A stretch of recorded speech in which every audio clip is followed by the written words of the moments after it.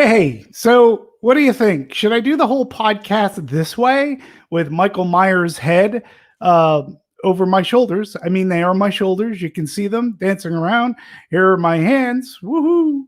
Right? Or, some could even suggest or argue that doing my podcast this way, showing Michael Myers' head over mine, would look better than looking for this for about a half hour. Hey, movie fans, how's it going? Demetri Panos here. Trying to be a little bit silly. Welcome back to another episode of Retro Rewind. I have a hard time getting that off, like rolling off the tongue sometimes. Retro Rewind. I'm continuing in the Halloween horror series, and today I'm very excited because today, I am going to start talking about, my favorite horror franchise, Halloween. And I'm going to be doing it, in the retro rewind way, where I start from the most recent Halloween, 2018, and retro it back all the way to the original. Now, initially, when I talked about doing this, I said I am not going to include the Rob Zombie movies. I wasn't a big fan of them. Straight up, full-on transparency. I don't think that they added. I think that they detracted. But then I thought of a story that I can share with you today, and it's a story that involves a Rob Zombie Halloween, and it's a positive story, I believe, and it's the only story that I have to be able to talk about Rob Zombie's Halloween in any way, shape, or form, and I will bear this story to you. I'll share it with you. It was back in about 2009, to be precise. 2009, I had a first date. They were far and few in between. They weren't easy for the likes of me to come by. I was very excited for this date, and it turned out to be even greater than expected. We had a very nice dinner, very nice night out. And when we were nearing the end of the evening, I went to drop her off. She invited me into her apartment. And I said yes. And it was to continue our conversation. See, we had this lovely conversation over dinner, and some of it was even about movies. We shared a lot of the same likes and love. We shared the passion for movies, but we had many movies that we both appreciated together. And she was a horror fan, which was fantastic. Loved it. So we sat down in her living room area. There was a TV. She turned on the TV, scrolling through her cable channels, and she comes across Rob Zombie's Halloween 2. And she was like, "Oh, I've never seen this movie before." I'm like, "Have at it." I wish you the best. Sort of kind of giving myself a cue to leave. Not because I was having a bad time or anything. Well, I ended up staying, and we ended up watching the movie together. And we ended up laughing at the movie together and doing our own little Mystery Science 3000 commentary while the movie was going on. And once the movie was over, I left. But it was a great first date. And some few years later, I ended up marrying that woman. That woman was Brenda Rios, who gave me the privilege and honor to accept my hand in marriage. She became Brenda Rios Panos. And I have to credit, in no small part, we bonded over movies and horror movies, and we bonded that first date over Rob Zombie's Halloween 2. That is all I will talk about Rob Zombie's Halloween movies. I have other Halloween movies to get to, including today, where we retro rewind back to October 19th, 2018, for the release of Halloween. Now, just for clarification's sake, I will distinguish the original Halloween from Halloween 2018. I will call it Halloween 2018, even though that is not the original title of the movie. Okay, but I just want to make a clear distinction. So I will say like Halloween original or Halloween 78. I'll try to make a distinction so there's no confusion to you, my dear listener and viewer, and for myself, because I get very confused very easily. So why don't we talk a little bit about Halloween 2018? It was released by Universal Pictures. It was a Blumhouse production. It was their idea, along with the director and writer, and they got the director, David Gordon Green. Danny McBride was also a writer, co-writer on it. They stroke of genius and luck. They got John Carpenter to come on board, and this was a Blumhouse production released by Universal Pictures. Being that it was Blumhouse, the budget for the movie was around $10 million. $10 million. Its domestic box office haul was 255.5, let's just say $256 million at the box office. Not too shabby for a movie that cost 10 million bucks. That's where Blumhouse really, that's their strength. That's what they do. Let's take these low budget movies and we make a ton of money off them. Halloween, which came out at the right time, right place, and of course, it had the right casting. As I mentioned, David Gordon Green, known for comedy. This is the guy that did Pineapple Express. He was the director and one of the co-writers. I also mentioned Danny McBride, also coming from comedy. I believe he too was in Pineapple Express. And friend Jeff Fradley wrote the screenplay. And it was because of the strength of this screenplay that they not only were able to attract John Carpenter to come back into the fold, but they got the original Laurie Strode herself, Jamie Lee Curtis, to come back, which was fantastic. And what an amazing sell point for a new Halloween. They're also going to do something very different. They were going to Kelvin timeline, strip it away from what had come before. What do I mean by that? I'm referring to the 2009 Star Trek, in which the USS Kelvin is approached by the Romulan Nero and his warship, which is coming through time, therefore setting up a new timeline, a new string for which the classic Captain Kirk, Spock, and McCoy are able to go on these new adventures. It is done in such a way that it doesn't get rid of the original series that many have come to know and love. Well, that is what, in a sense, our writers here did. David Gordon Green, Danny McBride, and Jeff Fradley, they went on a timeline, whereas the movie is a direct sequel to the original 1978 Halloween. This story takes place 40 years later. It pretty much jettisons everything from Halloween 2 up until Halloween Resurrection and the Rob Zombie Halloweens as well. So they basically set up a whole timeline. Now, when this news came out, I didn't know how I felt about it. I really didn't. I was thrilled that they got Jamie Lee Curtis coming back as Laurie Strode. I was curious, how were they going to make this work? Because some of those other movies I actually enjoy and I like even today. Not all of them work. And we'll talk about that later on down the line. But for the most part, like I said, it's my favorite franchise. I didn't know how I felt about it. Well, the marketing was fantastic. It had me in hook, line, and sinker.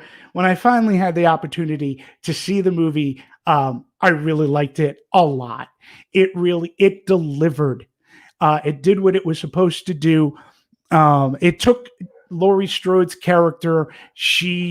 40 years later, you believed every step of the way this was the Laurie Strode, introduced new characters, had a ton of throwback, which I'm going to talk about later on in this segment, because the Easter eggs are aplenty. And I loved it for that, because even though they jettisoned all those other movies, they paid homage to them in little snippets in great ways, which we'll talk about together. And of course, they brought in a really good eclectic cast. Judy Greer was in this. She plays Karen Strode. She's Laurie's daughter.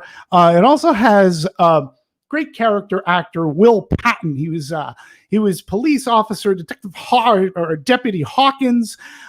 This character was cool because it is said of his character he was a first responder that night of 1978, in which Michael Myers he went on his spree.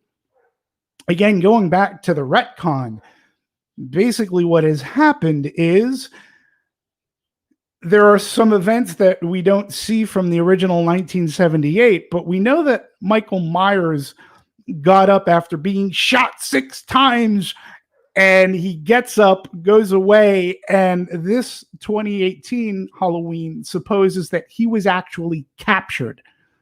He was actually captured and he was thrown in prison. And this Hawkins was one of those people involved with the capture of Michael Myers back in 1978. I have to give some props to some of that young cast. Woman, Andy Matacek. I hope I am not mispronouncing her name. She plays Laurie's granddaughter, Allison. She factors into this movie. Also, someone to look out for. Virginia Gardner as Vicky. She plays Allison's best friend. I really like this actress a lot as well. Vicky in this movie, not only does she portray a really good friend, she portrays the maternal babysitter instincts that Laurie Strode had in the original Halloween, which brings me to Julian, the character Julian, portrayed by, and again, forgive me if I bungle this name, Jabril Nantambu. He plays little Julian, the boy being babysitted or sat for, and he is fantastic. He's only in the movie for about 10 minutes, but man, he makes you laugh, and you care about him. More importantly, you care about the bond between the babysitter and whom she is babysitting for. Miles Robbins, you've seen this gentleman around. He plays Vicky's boyfriend, Dave. He too is really good, and the character actually has a great piece of dialogue and conversation towards the middle of the movie. It's more towards the beginning of the movie. It's expositionatory, but it doesn't come off that way. It basically sets up the movie in this timeline. He's the one that says, well, isn't Michael Myers like Laurie Strode's brother? And she's like, and the answer is like, no, that was made up to maybe make people feel better about what's going on. So they can dispel that. And we know that everything from after that is going to be portrayed differently in Halloween 2018. He's also the one that says, well, he goes, not for nothing, but, all things considered, with what's going around today, with what's happening today, gun violence and murder and mayhem, he's like, is it really that big of a deal now? Because, some of her friends were killed and she, he escaped, some of her friends was killed. And it's like, dude, it's like her grandmother was attacked. He goes, yeah, he was captured. She survived. It's like, I'm just putting it in context to what's going on in today's world. He goes, it's really not that, because it really doesn't match up. And they look at him, and the point of that is, yes, the world has gotten a lot more violent. There is seemingly a lot more evil in the world. However, it does not take away from the fact of what a victim would suffer through. Victim case in point is Laurie Strode here. So I really did like that dialogue and how it sets up this timeline, but at the same time, it brings it into our more current world. And it also says, hey, it doesn't matter how many people, it doesn't matter who survived so much, who died is very important, but it also matters as to how it affects people and those around them. And we know that Laurie Strode is very, very affected by this event that took place 40 years ago. So, again, I really ended up enjoying this movie a lot. The Michael Myers character was as creepy, as shape-like, as one can remember. The storyline was actually pretty. The storyline was very good, and like I said, the throwbacks, the callbacks, I really enjoyed what they did, because it wasn't so much in your face, but it really was this wonderful homage to the previous movies. My one complaint about the movie was this character called Dr. Sartain. He is the new Loomis. He is played by Haluk Bilginer.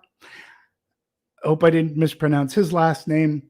Look, I have nothing against the actor. Everything is against this character. This is the one character I thought was a misstep in the movie. I just didn't understand, especially a character that exclaims he studied everything from Loomis. He was a Loomis protege in a sense, and it was almost as if he paid no attention at all to the great Dr. Loomis, who had passed away.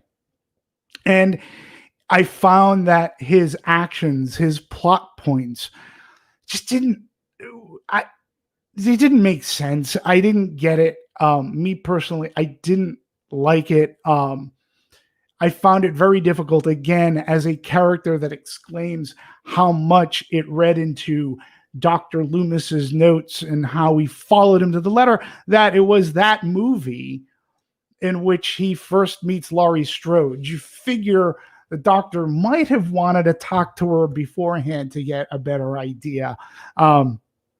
So, and then again, the movie hinges on something that he does. And in fact, the character takes out another beloved character, albeit he was a new character, and that new character deserved a hell of a lot better. And this character was more interested in becoming Michael Myers rather than hunting Michael Myers down and perhaps protecting the citizens of Haddonfield now that Michael Myers is on the loose again. And that, to me, I just didn't like it. I was not on board, and it kept me from saying this movie was a high five movie. So I just gave it a 4. So what am I doing? What am I saying? A high five movie? For those, maybe you follow me. If you're relatively new to watching or listening, I kind of developed, just for fun, my own little rating system. It's based off of the 5-star program, except I use fingers. So a movie that's great is a high 5. Hey, that movie was awesome. High 5. A movie that is very good, and there can be very good. Not every movie can be great, but I will give a movie 4 fingers. That's very good. Very good. A movie that's okay. It's okay. That's obviously 3 fingers, and movies can just be a-okay. Again, not every movie can be great. Sometimes a movie can be okay and you can still have fun. Then, of course, you have the 2 fingers, which is just fair, right? 2 fingers like that. You might like it, you might hate it, you might be somewhere in between. It was fair. And then, of course, the movies that make me angry, I just give them the finger. That's 1 finger, and it's very deserved. So if you get the finger, that movie made me angry. So this one, instead of giving a 5, I give it a 4. It's really because of this Dr. Sartain character, because everything else in the movie, I believe, worked so well. Now I want to talk about Laurie Strode a little bit, and I'm calling this a tale of two Strodes. And what I'm going to do is I'm making a comparison of the Laurie Strode of Halloween 2018 and the Laurie Strode of H2O. I'm going to talk more in detail H2O next week, but it's worth mentioning for 2018 Halloween because in a slew of interviews that Jamie Lee Curtis did, she kind of, I don't know, she didn't poo-poo Halloween 20, but she wasn't as glowing about it as she was during Halloween 20 and some years after. I get it. It's all a part of marketing. You know, you're going to promote and say the movie you're doing now is the best movie, but I didn't feel that H2O deserved to get any shrapnel. And when you watch the two movies, they're both very similar because H2O also does a Kelvin timeline divergency as well. But the true Laurie Strodes in those movies are extraordinarily, surprisingly similar. You see, both characters are suffering from a PTSD. In fact, the Laurie Strode from Halloween H2O says, "Do you think it's possible that something so tragic can happen to somebody that they never recover from it?" That is a great quote, by the way. Is okay, and it's a great quote because its reasoning really jumps into the time string of Halloween 2018. Now, granted, the Laurie Strode in H2O, she has a son, but a father who has left. She is suffering from PTSD, trying to get along. She suffers from a prescription drug addiction to help her sleep, and she's teetering on alcoholism. I think that it's very interesting how to pose our Halloween 2018 Laurie in a 20-year timeline from H2O. Something that's also very interesting about the two Laurie Strodes, even though they are in two different time strings. They're both lectured by a teenage family member that is close to them. In H2O, it's her son, John, and in Halloween 2018, it is her granddaughter, Allison, and they both have, it's crazy. It's almost similar dialogue. They both basically say, "Hey, you know what? It's time for you to say goodbye to Michael Myers. Okay, it's been way too long. You've obsessed over this. It's ruined your family life. And look at you. It's time to say goodbye and get over it." This makes both those characters very interesting. And it also, again, it connects them. Something else that's very interesting, taken from those interviews that Jamie Lee Curtis did for Halloween 2018. She said what she used as inspiration was from the original Halloween. She claims that the scene in which she's telling the kids what to do, go down to the Mackenzies and such, there's a line of dialogue in which babysitter Laurie Strode says, "Now do as I say. Do as I say." And Jamie Lee Curtis says that's very important words because that is when Laurie Strode turned from babysitter to not only survivor, but fighter. It's like, you listen to me, do as I say. Now, those words are echoed in Halloween 2018. Those words are also echoed not once, but twice in Halloween H2O. So for me, the case that I'm just trying to argue, and even though they are in different timelines, if we're one big happy family here, it wouldn't have been a stretch for the Laurie Strode as portrayed in H2O Halloween H2O to become the Laurie Strode that we get in Halloween 2018. I mean, when you think about it, there's 20 years there. There's a 20-year gap in which that Laurie Strode could have gone into a rehab, could have gotten over the prescription medication, the alcoholism. She is seen drinking strawberry milk, which actually I got strawberry milk shortly after watching it. I had a hankering for it. And she's not, well, she could have a drinking problem, as we see when she comes to see her granddaughter Allison's graduation, when she graduated as valedictorian. She goes to the restaurant. She does down a glass of wine, but it's something that she may not have done in a while, but she had a tough night. So we can see that thread. Like, it's not inconceivable that Laurie Strode of 2018, that they're the same character. That's who it would evolve to.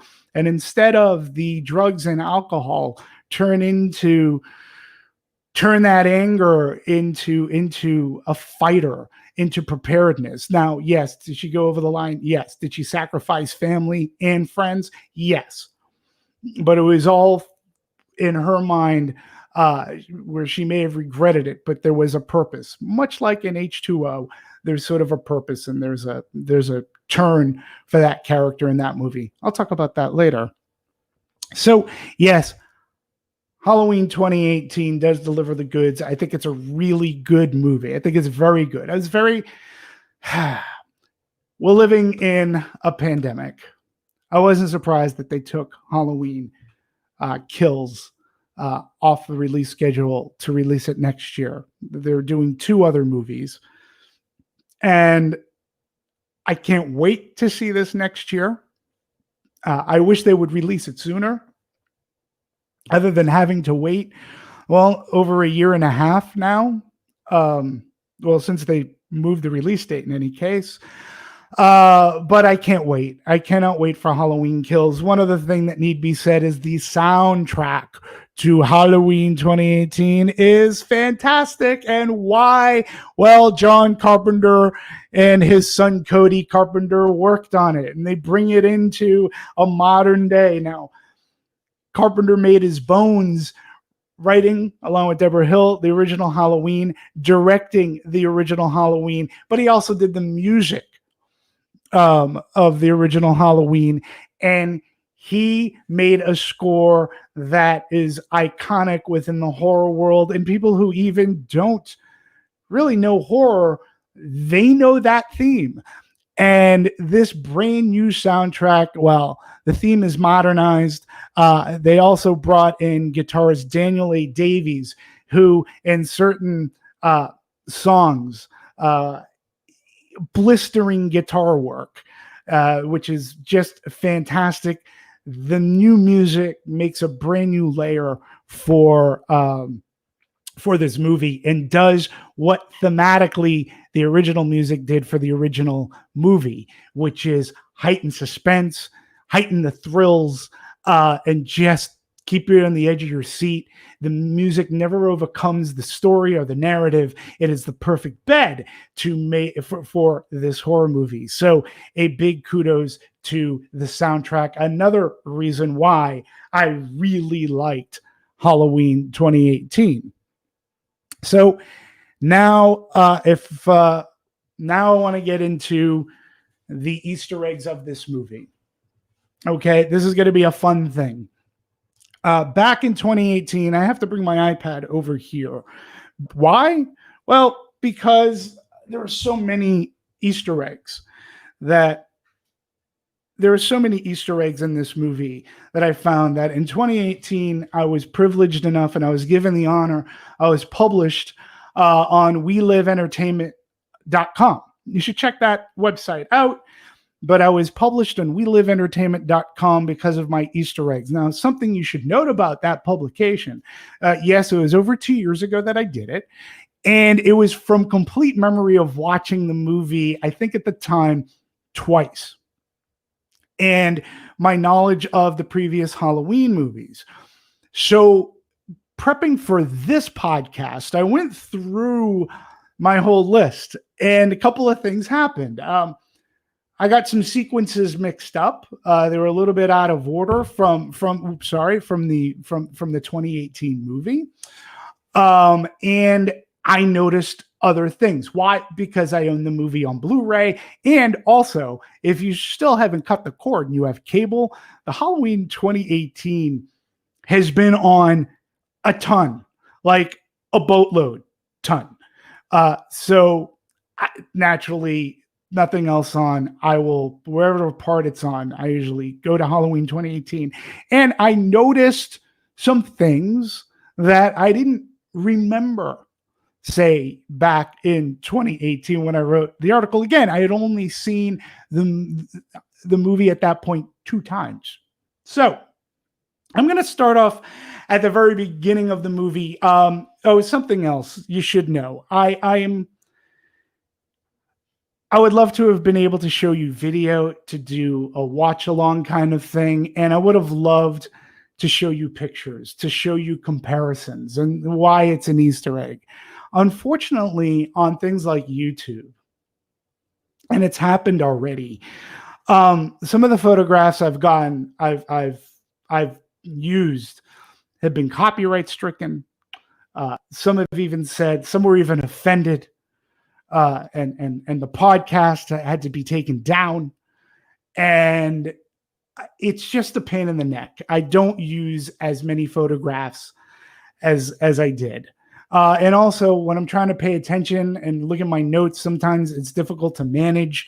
I can walk and chew gum at the same time. I just can't walk, chew gum, and maybe blow a bubble. That's hard sometimes. Not all the times, but sometimes. So I can't use pictures. What I'm going to try to do, though, is I'm going to try to publish my new updated, expanded version and try to put it out there on the Twitters. And if you follow me and you love this podcast, you'll have it so that the next time you watch Halloween 2018, you'll have like a little cheat sheet. So, I'm going to look into trying to do that for you. So why don't we start off the beginning of Halloween, actually at the sanitarium in which Michael Myers is, it's on the eve of him transferring over. We see him out in a courtyard. 2 journalists or 2 podcast journalists are trying to interview him. He is maskless. He's in his jumpsuit of the sanitarium, and we only see glimpses of his face. But what we do see is we see scarring on the neck and we see scarring of the eye. This is a callback to the original movie in which Laurie Strode first pokes him in the neck with a sewing needle or crochet needle, and then the classic closet scene, she stabs him in the eye with a hanger.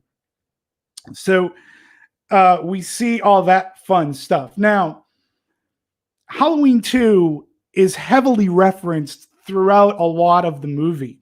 And as I mentioned before, it's talked about towards the beginning of the movie where Allison is explaining to her friends that no, Michael Myers is not the brother of Laurie Strode. They get rid of that pretty simple.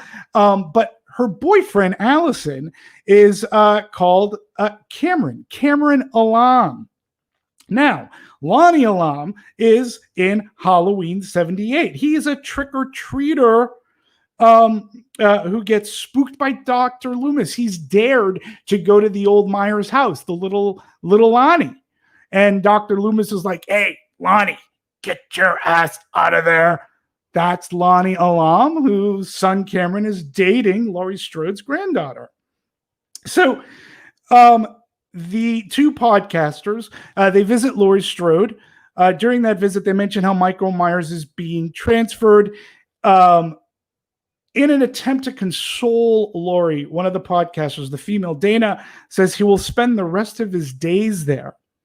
Laurie Strode responds with the line, "That's the idea." Now, this mirrors a scene from the original Halloween in which Dr. Loomis is with Nurse Marion and they're driving to Smith's Grove to pick up, at that time, the then 21-year-old Michael Myers, and they're having a conversation as to how to handle him. And Marion asks Loomis, hey, what should we give Myers before he's going in front of the judge? And Loomis says Thorazine. And Marion says he'll barely be able to sit up. And Loomis responds with, that's the idea. So now moving forward in Halloween 2018, there is a classroom scene in which we see Allison. And Allison is again, she's a valedictorian. She's a smarty pants, just like Laurie Strode. But this scene mirrors, again, the classic 1978 movie. It also mirrors a little bit a scene from H2O, which again take their cues from the original. Now, in the original movie, Laurie Strode is in class and the teacher is lecturing about fate. As the teacher is going on, this is the scene where Laurie looks out, and there, standing outside, is Michael Myers. So something similar happens here where Allison is in class. She looks out the window, and she doesn't have Michael Myers, but she has her her grandma outside looking in. Now, another great callback is the teacher. The teacher's voice in Halloween 2018 is played by none other than PJ Soles. She is off camera. Her voice is heard, and she too is. She is lecturing about something, and Allison ends up answering. But it's great that it's PJ Soles because she also is one of the hapless victims and Laurie's friend from the original 1978 Halloween. She plays Linda, the cheerleader. Now we go to now we move forward to a father and son in their truck driving down like a street, very limited street light road. Light of the car radio playing. This is a scene in which they come across the wreck of the bus. Now, while they're talking, the song on the radio is playing, and if you pay close attention to it, it's called Just the Two of Us. Now, what's so important about Just the Two of Us? Well, it is a scene from the original movie in which Laurie Strode is walking on the sidewalk and she's singing a song called Just the Two of Us. Now, it should be noted that there was no such song as Just the Two of Us. I believe Jamie Lee Curtis was improvising, and this is the scene where the shape, and we see him from the back, steps into the sidewalk as we see Laurie Strode continuing to walk down the sidewalk. Well, they turned it into a song, and it is that Just the Two of Us playing on the radio as the son, just before the father and son come across the bus wreck. Now, it should be known that the transfer is a nice callback to Halloween 4. In fact, Halloween 4 opens up with the transfer of Michael Myers. It's been 10 years, a decade. He's been in a hospital recovering and in a coma from burns sustained from Halloween 2. Get into that a lot later. And he's being transferred to Smith's Grove. That transfer does not go well. Well, now in Halloween 2018, we also have another transfer in which Michael Myers is being put into another asylum. And needless to say, that transfer does not go well either. So also sticking a little bit with Halloween 4, there is a scene in Halloween 2018 that takes place in a gas station. We see our two journalists stop there to fill up, and we also see a truck pulling up, and it is Michael Myers, and you see him getting out in glimpses. It's a really well done scene, one of my favorites in Halloween 2018, and he wreaks havoc in the gas station, killing a mechanic, taking mechanic's gasoline jumpsuit, killing the attendant inside the fast food place. In fact, I should say not the fast food, but the 7-Eleven store that's part of the gas station. And then our hapless journalist, he dispatches in the bathroom. So in Halloween 4, there is a scene that takes place in a garage. Loomis goes to fill up. Michael Myers is just a little bit ahead of him. Michael Myers dispatches with a mechanic, and there's a greasy spoon attached to this garage in which he kills the waitress, and Loomis, Myers square off in said gas station, and bedlam and chaos ensue. But there's also a clever bathroom sequence that takes place in H2O, in which we have a mother and daughter. She's about 10 years old. They have to stop at a rest stop bathroom to take a little pee break. And Michael Myers is there. His car, he blew out a tire. The mother-daughter have to use the men's room. And the scene shows Michael stepping in. He basically, what he does, he steals a purse and the keys to their car where he drives off. They get spared, luckily, unlike our journalists who meet their demise. So, okay, so that's another great callback. Halloween, the Shape. Okay, so when the Shape returns to Haddonfield in 2018, man, oh Manischewitz, this was one of their trailers, one of the marketing material that they used, and I was grabbed at that. And every time since, it is a great scene, and it is a Panaglide type of one-shot scene where Michael Myers comes back to deliver some mayhem on Haddonfield. So let's begin. I want to recap a little bit and go back to Halloween 2. In that movie, Michael Myers, he gets up. First thing he does is, he comes across the Elrons. And Miss Elron is making Mr. Elron a ham sandwich. She asks if he would like mayonnaise. She is cutting the ham with a really nice big butcher knife, and she walks into the den where Mr. Elron is sleeping, supposed to be watching TV, and in the background you see Michael Myers walk in. He picks up the knife, a little bit blood on the carving board, and he goes off. Now, in this movie in 2018, what we see is Michael Myers. He comes up on the street. First thing that happens, actually, too, is two kids bump into him. One of those kids, you'll note, is a pirate and has like a boombox.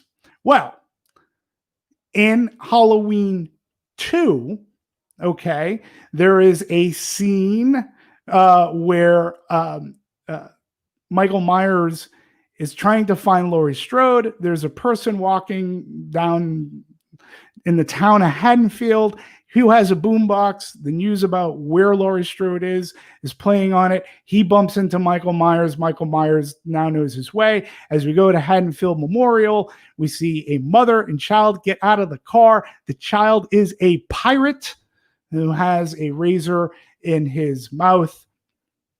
A great little Easter egg right there. But then we see the tracking shot begins, and we see Michael Myers is going down a driveway. And for those with a good ear, you will hear trick-or-treaters like it's in the background. They recite the opening poem that is featured at the beginning of Halloween 1978. That poem being black cats and goblins and broomsticks and ghosts, covens of witches with all of their hosts. You may think they scare me. You're probably right.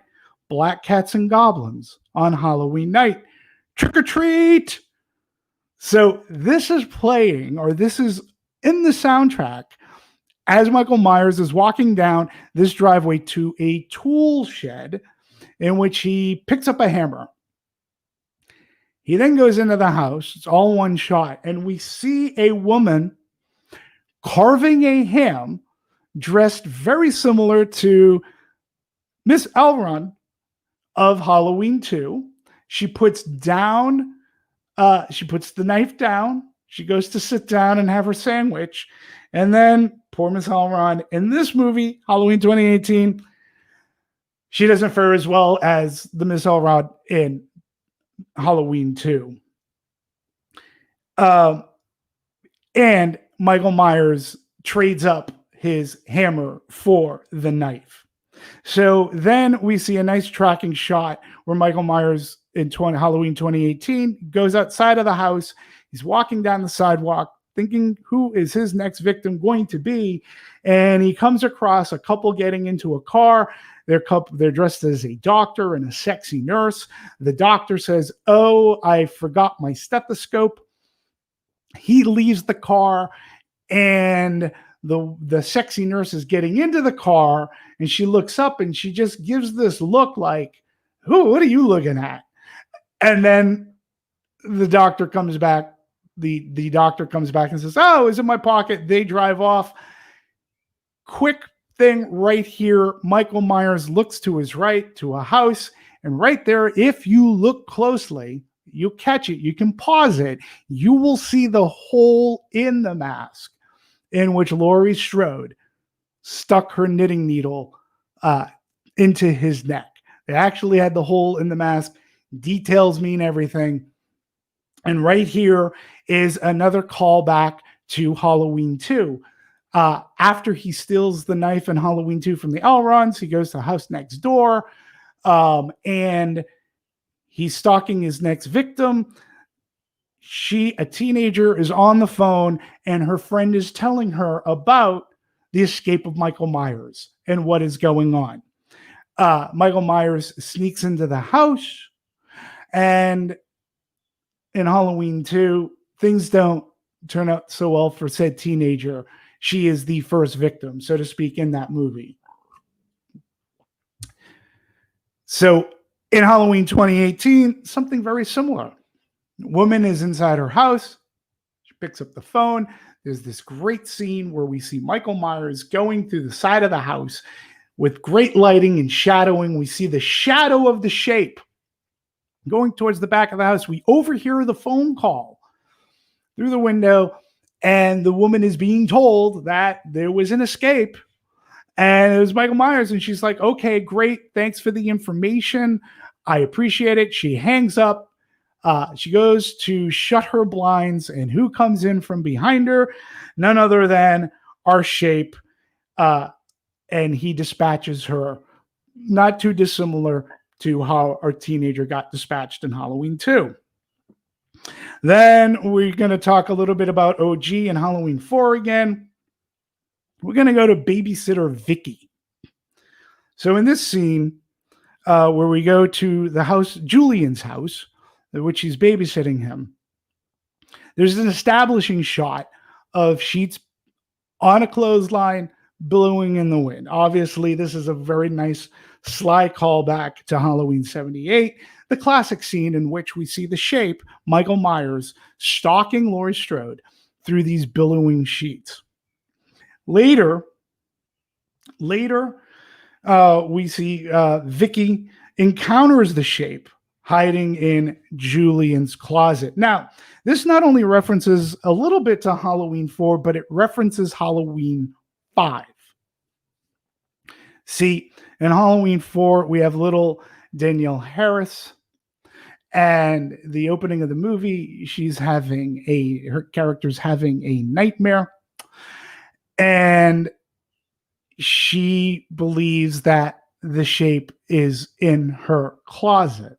Now, in Halloween 5, Ellie Cornell's character, it's going to be a spoiler here. I'm assuming you've seen all these movies, so you kind of know what I'm talking about. Ellie Cornell's character, well, she meets her demise because Michael Myers is, in fact, hiding in a closet. Our poor Vicky meets her demise as the shape is in Julian's closet. And Julian is being put to bed and says, hey, can you shut the closet door? And who's there? None other than Michael Myers. So Julian escapes, okay? And he runs to a neighbor's house and basically he's saying what's going on. And right here, we have both Hawkins and Laurie Strode they're driving around Haddonfield looking for Michael Myers. They hear of a domestic disturbance. They both go to check this out. So in this scene, Hawkins arrives first. We see more of some of Haddonfield's trick-or-treaters. And as he arrives at Julian's house, 3 of these trick-or-treaters are featuring or they're showcasing masks that are in Halloween 3 Season of the Witch. Now, Halloween 3 Season of the Witch isn't even necessarily part of the series. Talk about that a little bit more when I talk Halloween 3. But the 3 masks, the skeleton mask, the skull, the witch, the pumpkin head, 3 trick-or-treaters are on the scene. I thought it was great. It was a nice callback. I'm really glad that they gave a little bit of love to Halloween 3.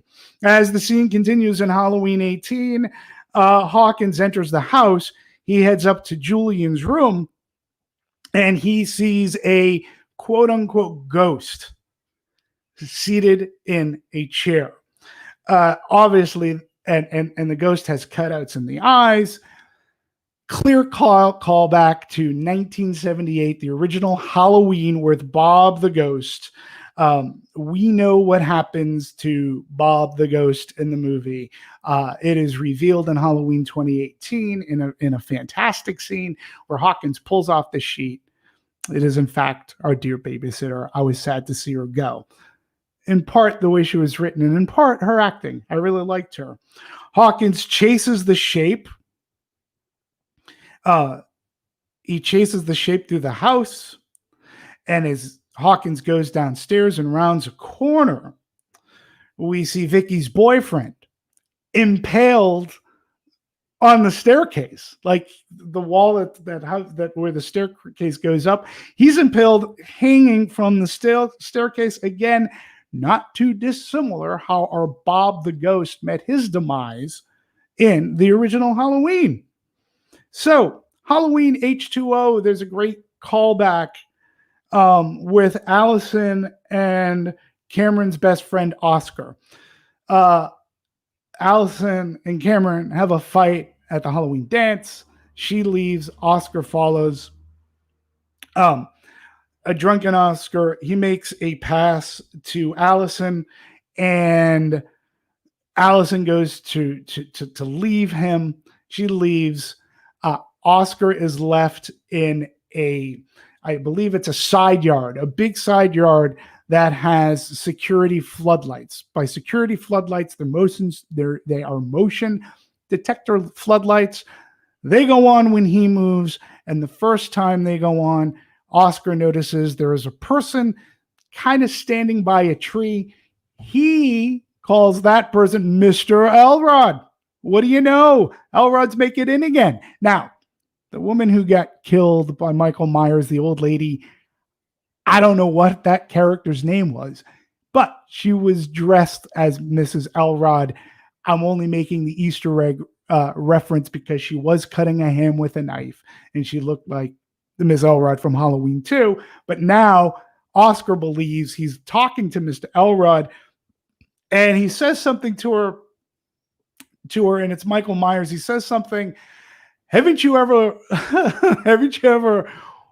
loved a woman or wanted a woman that you can't have? Kind of ironic. It's not an Easter egg. I just thought it was ironic dialogue. Oscar learns too late that it is not Mr. Elrod. And there's a quick shot of Myers stalking Oscar, and he's holding his butcher knife. He gives the knife a quick, like a flip. It's a change of grip with that knife. Now, watching Halloween H2O, you'll notice that Michael Myers does something similar at the beginning of that movie. As he's chasing Nurse Marion in her house, he takes a carving knife or butcher knife out of a knife block, and he does that similar flip with the knife. Now, I had not seen this type of grip change in the previous movies that I could recount, but I did notice it on H2O. So I look at it as a nice little ode to what Michael Myers had done in the past, and they're staying consistent. So now we've got a lot of other things. So after Vicky's demise and people come to Julian's household, we see Laurie Strode there. This is where we also learn that Hawkins was the first responder. And this is where Dr. Sartain meets Laurie Strode for the first time. They go their separate ways, and Hawkins and Sartain, they actually find Allison. And right here in this scene, Hawkins, like, people are looking for Allison, and they're going to bring Allison to Laurie's compound out in the sticks, out in the woods. And so Hawkins finds her, says, okay, we're going to bring you to Laurie Strode. He also has to take Dr. Sartain as his consultant, so to speak. And along the way, Allison is the one who points out and sees Michael Myers not too much farther from where he killed Oscar. Now, Hawkins is under the impression here, it's on. Michael Myers is, we had one rule of order, and that was to hunt him down. Sartain has some other ideas, but Hawkins pretty much puts that car into overdrive, and he runs Michael Myers over. Now, this isn't the first time that Michael Myers has been hit by a car and or a truck. It happens at the end of Halloween 4, and it also happens at the end of Halloween H2O. The guy just keeps on getting up. He takes a licking and keeps on ticking. We also, there was a little car incident in Halloween 2 in which a Shemp Michael Myers was crossing the street, and he gets hit by a police car. They crash into a van. The car goes up in smoke.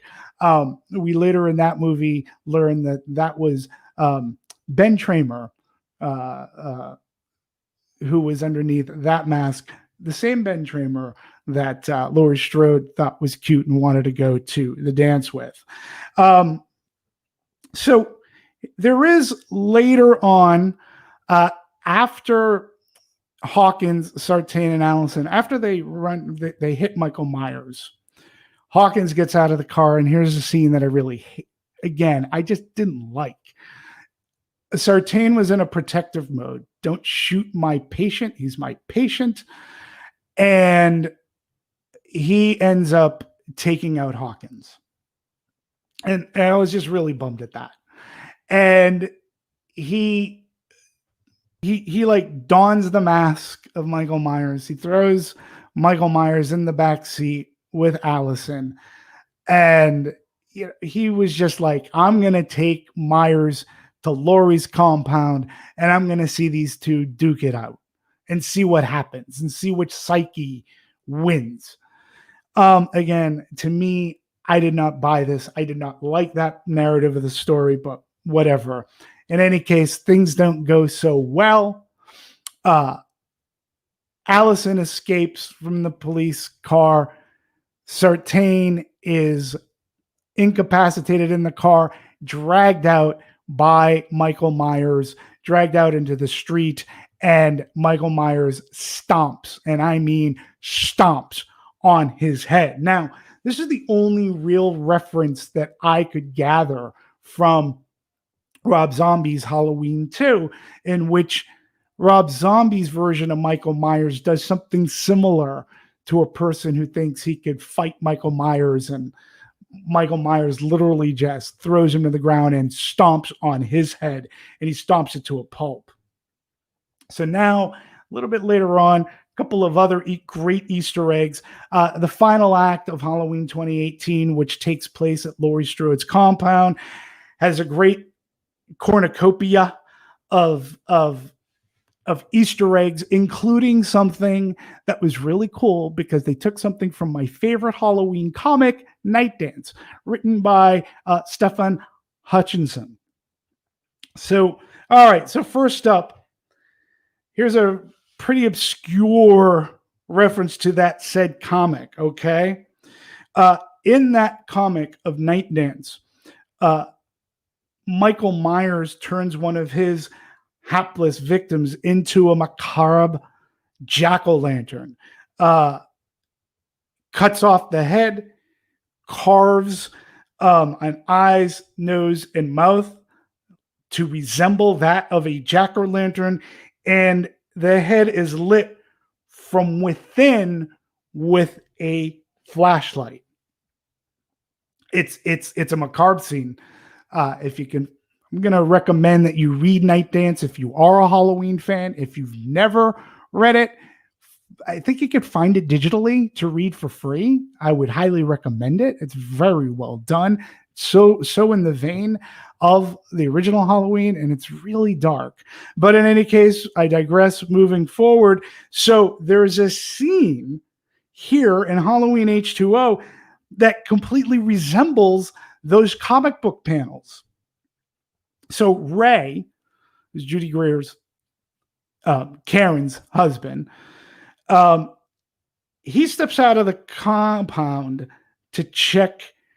He sees a police car like kind of roll down this hill, and it crashes. It stops when it crashes into some trash cans. So Ray goes outside to see what's going on. As he approaches the car, we do see a flickering kind of light, and Ray opens up the car door, and what does he see but one of the policeman's heads on his lap, carved out to look and resemble a jack-o'-lantern pumpkin, and it's lit from within with a flashlight. So it's really creepy, but I really love that somebody referenced something from the comic books. In Halloween H2O, Laurie sends her son off to safety and literally goes down to hunt Michael. This is similar to what happens in Halloween 2018, where Laurie leaves her daughter in her panic room, basement, so to speak. And she leaves Karen she leaves her down there alone and says, I am going to end this. Okay. And she goes to hunt she goes to hunt Michael Myers. So what follows are what I refer to, they're not just Easter eggs, but I think they're love letter references to Halloween, the original 1978, and a Halloween 2 in 81. As Laurie is hunting down Michael within the house, there's a lot of slatted closets. Okay. They're very similar. Obviously, it's done on purpose to the same closets that Laurie tries to hide and escape from Michael Myers in the original Halloween. Excuse me. Now, these slatted closets are also featured in Halloween H2O as well. So then the shape, Dr. Loomis, they try to square off at the end of Halloween 78. Now, in 2018, it is Laurie Strode and Michael Myers on the top floor who square off. In Halloween 2018, Michael Myers pushes and throws Laurie Strode off a balcony. She falls to the ground. Not too dissimilar to the end of Halloween 1978, where Dr. Loomis fires 6 times and shoots Michael Myers, who falls off the balcony onto the green grass. Now, here's the love letter. We know what happens in the original Halloween. Dr. Loomis goes over to the balcony. It's after that was the boogeyman. As a matter of fact, it was. Goes, looks over the side of the balcony. Michael Myers is gone. Michael Myers was still upstairs. He hears Allison enter the house. He goes to walk over there, but before he does, he takes a peek over the balcony, and Laurie Strode is no longer there. Now, when that scene came up at the screening that I went to, which was a screening that kicked off the Halloween 40th anniversary event up in Pasadena, the crowd went crazy. It was such a great scene. And I call it more than an Easter egg because it really is a love letter. And this was a turning of the tables, so to speak. And she, like Michael Myers before, disappears like a ghost. In the final minutes, towards the end, there's another nice love letter to the original Halloween and to its cinematographer, Dean Cundy.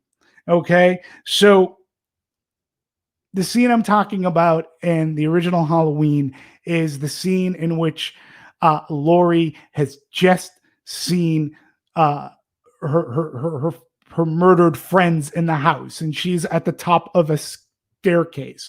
She's somewhat in shock. She's somewhat hysterical. And in the background, it is just black. It's just all darkness. Dean Cundy's just brilliant cinematography. We see a light fade up slowly. And in that background, we see the mask of Michael Myers. And he comes out and he stabs Laurie Strode in the shoulder. She falls down the stairs. Here we have the scene where Michael Myers in Halloween 2018, he comes back down to the house after knowing that Laurie has disappeared at this point. Comes down, he figures out where the panic room is in the kitchen. He gets rid of the what's blocking it, the facade that hides this panic room. And in Halloween 2018, right after the scene where Karen Strode takes a shot at Michael with her rifle, because it says KS is etched in the wood stock there.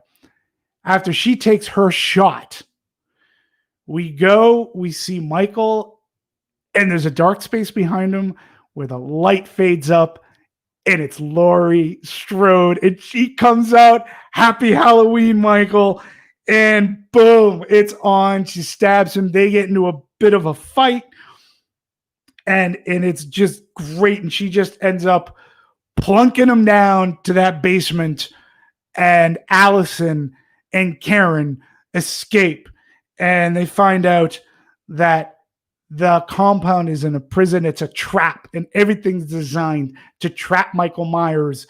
And they light the place on fire. And we see the fire roaring behind Michael Myers.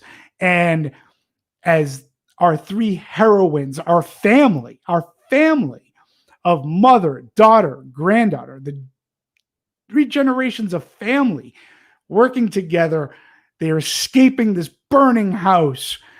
And we go back to the basement, and there is no more Michael Myers. Now, this, I say, is a throwback to Halloween 2, in which Dr. Loomis is protecting Laurie Strode and in the hospital.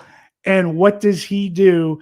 He sets an explosion to blow up and set Michael Myers on fire. He walks out of said room like a marshmallow on fire. and he falls, we're thinking, to his demise. So also there's a nice scene, or I should say not a nice scene, but there's a parallel between the original and 2018, where the original ends. There's a montage of scenes that were in the original movie, scenes of a bedroom, scenes of a staircase, a kitchen, a carport, a closet. They do the same thing here in 2018. We see various rooms of the house. They're afire while the great score from John Carpenter is playing. So it's all the locations. It's locations that we've seen throughout the movie that are being showcased here again, where Michael Myers' presence was. And all the while in the original movie, you hear the breathing of Michael Myers from behind the mask,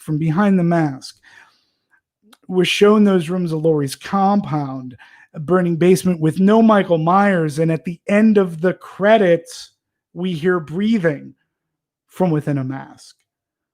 And that was how Halloween 2018 ends. And that right there, my friends, wraps up what I have for Easter eggs. And it's going to wrap up this edition of Halloween movies, starting with Halloween 2018. Look, I know I just threw a ton of Easter eggs at you. And you know what? I do not pretend to be the be-all, end-all of this. I could have missed something. And all my millions of viewings of Halloween movies, could have been something that I missed. If there was, let me know, because I'd love to know. I want to be like, yeah, educate me. I'm hoping that a lot of the stuff that I just talked to you about, that maybe you didn't know. And maybe you'll go back and watch 2018 and go, oh, wow, that's awesome. That is so cool. Because, look, the writer, director, they did a great job in showing their love for the franchise. Even though they got rid of those other movies as canon, they still said, you know what? We're still going to show our love because we're doing this out of appreciation. And, you know, I think it was great that Blumhouse and even Universal took the risk of a David Gordon Green. It proves that Hollywood shouldn't pigeonhole directors just because they make a certain type of genre movie work. They're good at their craft. Give them a horror movie. If they did a comedy, give them a drama, which David Gordon Green has done. If they've done horror movies, give them a comedy. I bet you it'll work. Why? Because these people are creative. They have a talent. Don't pigeonhole them. Halloween 28 proves that it can work. The risk was worth that reward. $256 million at domestic box office. So I, for one, cannot wait for Halloween Kills. Love to know your thoughts and theories of where we could potentially go. I wanted to say thank you for listening. It's been a great, fun show for me to do today. I also want to thank Scott Menzel, who produced the show, got my image, and for being a part of the Hollywood Critics Association. You should check it out. You can check me out on the social media. Drop me a line. I'm on the Twitters at Demetri Panos. That's at DEMETRIPANOS. Same thing for the Instagram. Follow me there. Drop me a line. Say, hey, that you're having a good time. You enjoy these shows. I love talking about these older movies. I hope that I can inspire you to love them almost as much, maybe even more than I do. So next week I will be talking about Halloween H2O. It's going to be a double feature. I'm going to give you a rundown of the schedule. Next week, H2O, and that sequel, Halloween Resurrection. And then prior to that, I am going to discuss a triple feature, Halloween's 4, 5, and 6. Return of Michael Myers, Revenge of Michael Myers, Curse of Michael Myers. I will talk about where that series just goes awry. And then I will talk about Halloween 3. It needs discussing. our great guy Hawkins is in it. So, and it's actually a fun movie. And the whole idea behind it, I really appreciated through the years. And then I'm also going to talk at that episode about Halloween 2 and wrap everything up at the end of October with the original Halloween. I can't wait. Let's do this together. We talk about our favorite horror franchise and horror movies. I so appreciate you tuning in. If you like what you're hearing and seeing, you can share it. And let me know too. I'd appreciate that too. So listen, folks, I've taken up your time. I appreciate you listening. I'm going to say so long for now. Take care. I can't wait to talk about more Halloween.